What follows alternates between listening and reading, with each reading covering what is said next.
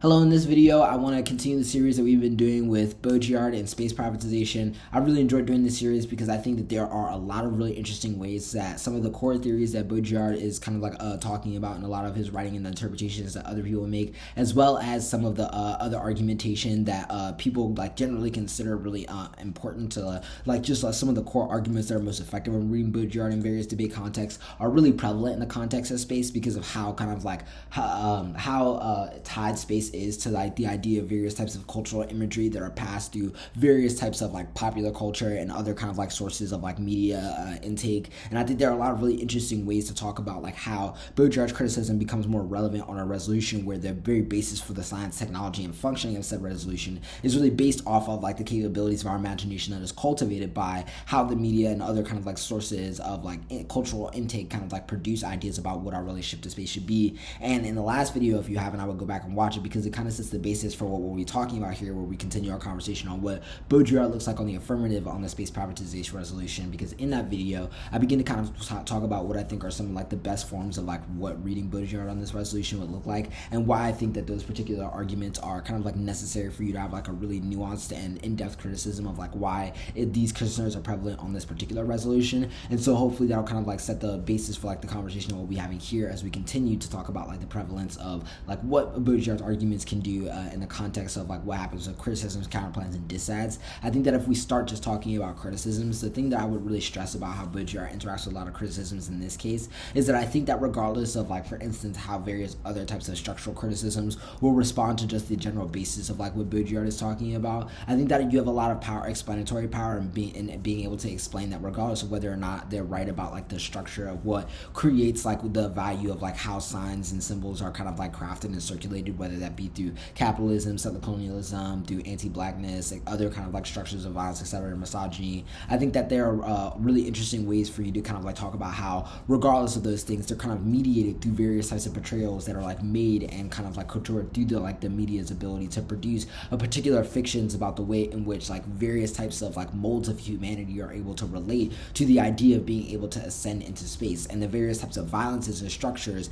that are kind of like created in the context of like material violence like on Earth are created as like virtual planes that are refielded when we're able to think about like how space is kind of like expanded and created as its own resources. This means that the kind of like extraction of various types of resources from different types of like planets, or the idea of just being able to settle on planets and things like that, are able to replay it off of the like various types of values of like mobilization and violence that come from the same type of structural criticisms that other teams will be making against you. And so I feel like a lot of the top level framing arguments that you want to make that can like really help you out here is being able to win that there's a necessity of being able to interrogate like how we're able to disrupt that kind of like smooth transition of being able to make those things like be able to like show themselves materially and be able to like frame themselves violently through the kind of like operations of like how various types of signs and symbols are able to circulate. And I think that the argument needs to be is about like why your affirmative kind of like moves in terms of the interruption of those things. I feel like there are so many good arguments about like why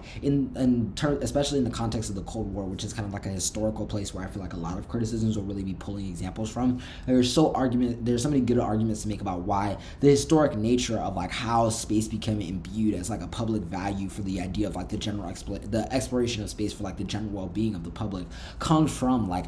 various types of like public sponsored ads and various other types of like programs that were meant to like develop a kind of like national interest in space through the kind of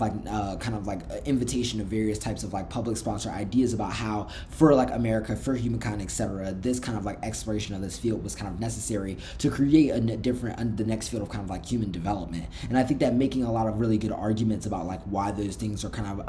are really necessary for the way they were kind of able to think about the mediation of like how those things play out into cultivating public values that create material basis for violence can be really helpful in terms of carving out how you're able to make interesting permutation arguments, link turn arguments, and overall just kind of play in the judge's mind with the idea that maybe not winning the kind of like root cause of these things, whatever kind of like structural paradigm the other team is kind of like coming from, means that they're able to overturn or win some of the arguments you're making about like what is the necessary tool for the mediation of that violence, which is where I feel like a lot of your critique is able to find like a lot of kind of generative value and being able to be useful as a kind of like pivot into how you kind of align yourselves with a lot of the concerns of the negative. I think that on the other hand, a lot of the things that kind of like happen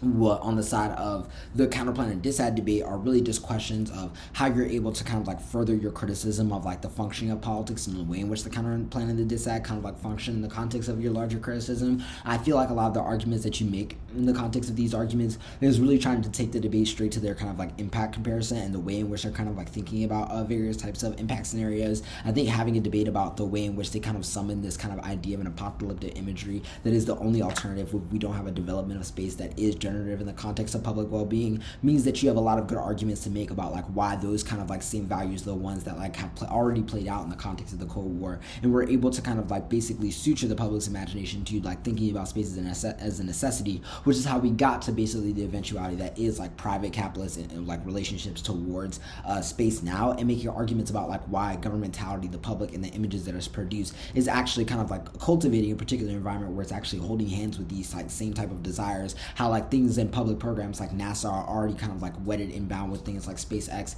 and why those kind of like forms of like various types of financial dependency, etc., all necessitate that there be some this ability to like show the state as a benign actor that can check these factors, but in actuality still kind of plays out in the same form of like violence that it kind of has historically. And I think that being able to indict that from like the level of like how they're like able to kind of use the ethos of their impacts and using that to kind of apply it to various particular specific link arguments like that are much more latent in whatever type of like counterplan they're reading or the kind of like disad scenario that they're reading, can make your arguments feel much more prevalent and feel like that you're really able to code specific like link arguments and particular pieces of offense that are able to turn their kind of like a fundamental idea about policy. And I think that kind of added in with making arguments about why your particular usage of like fiat or whatever you're kind of like using as a source that kind of like play with and kind of like mess with their idea of like what state power is like a critical necessity for like how you're able to interrogate the difference between the way in which you're thinking about the force of actors and how they're kind of like moving in the way in which they're producing differential relationships to how we think about and study like the state from the perspective of debate that are like really important, so that you have offense that's both kind of at this more